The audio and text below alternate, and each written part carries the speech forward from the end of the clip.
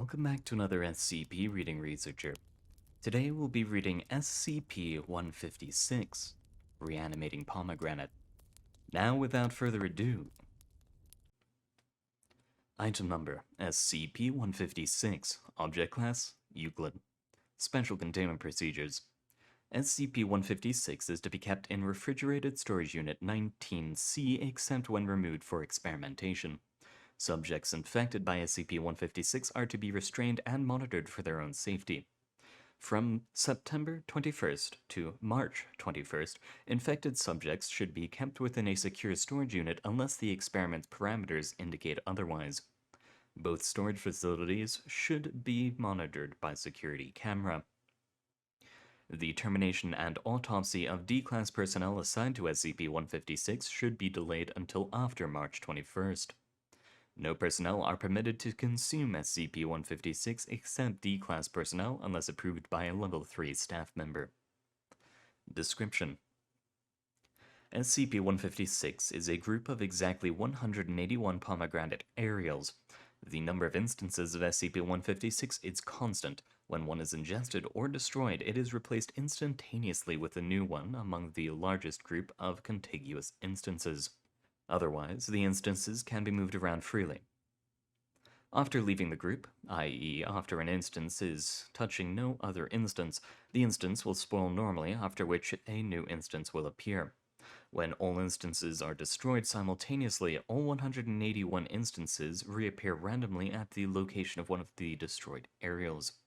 Attempts to measure the time between destruction of one instance and the appearance of a new one using high-speed cameras has so far failed.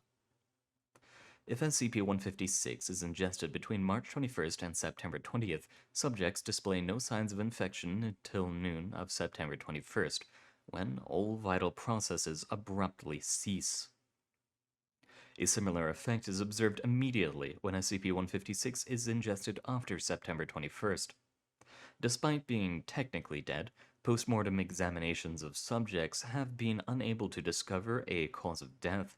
Subjects appear to have been in perfect health aside from any pre-existing conditions. While dead, subjects do not show any signs of decomposition, though the bodies of many subjects begin displaying bruising and scarring consistent with torture. While the majority of subjects suffer these wounds, not all do, and no reliable formula has been discovered to predict which subjects will be affected. Infected subjects remain in this dormant state until noon of March 21st, when life processes restart. Subjects remember little of the intervening time period, while most subjects are entirely unaware that any time has passed since their apparent death. Some claim to recall a pale white male face and a wilting pomegranate tree. Subjects continue to die and reanimate annually on September and March 21st respectively, until killed by another cause. Reanimation only occurs from deaths caused by ingestion of SCP-156. After undergoing a single death reanimation cycle, subjects begin displaying high levels of distress and paranoia as time approaches September 21st, even if they have not been made aware of the death reanimation cycle. Furthermore, subjects will take extreme lengths to avoid any sort of risk or danger to their person, even if they displayed risk-taking behaviors prior to ingesting SCP-156. Over the course of multiple death reanimation cycles, these psychological symptoms become more pronounced. At the same time, physical symptoms during the dormant period increase in intensity from the subjects suffering from them. Eventually, physical wounds on subjects will begin to emulate burns and puncture wounds. Many subjects gain a phobia of dogs and plants after 3 to 5 reanimations. After several deaths caused by SCP-156, the ocular tissues undergo necrosis in many subjects. This tissue does not reanimate with the rest of the body. Often, after 10 or more reanimations, reanimation of bodily processes will occur, but the subject will fail to regain consciousness, entering a comatose state. Death and reanimation continues annually, even after subjects have reached this stage. SCP-156 came to the attention of the Foundation after an incident in Greece, after tens of people died on September 21st in the 1900s without apparent cause. The Foundation became involved after locals reported the return of several of the dead, who had been interned in above-ground vaults the following spring. After questioning these subjects, all reported having attended a party at the house of one person with the initials A.K., who had been buried and was found asphyxiated in her coffin. SCP-156 was discovered within the house, fresh despite the intervening 6 months since the incident. Testing commenced on D-Class personnel on August of that year.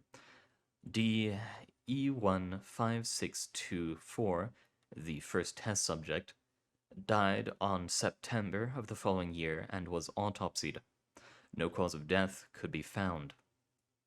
Subject was left under monitoring and storage.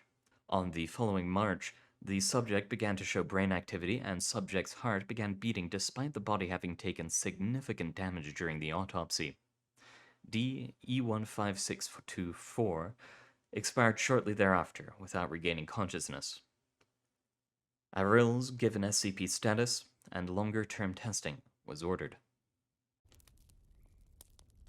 I wonder if this could be used to maybe survive a breach, put the body back together afterwards, and tell people what happened? Or maybe even for infiltration. Make it seem like a dead body, get it somewhere where it otherwise wouldn't be able to, and there you go, it wakes back up, and you've infiltrated. Of course, they'll die after a while, but without it, you may just die anyway in the infiltration. And we can send D-Class. We have plenty of them. Well, thank you very much for coming, researchers. It's been an honor having you, and good luck out there.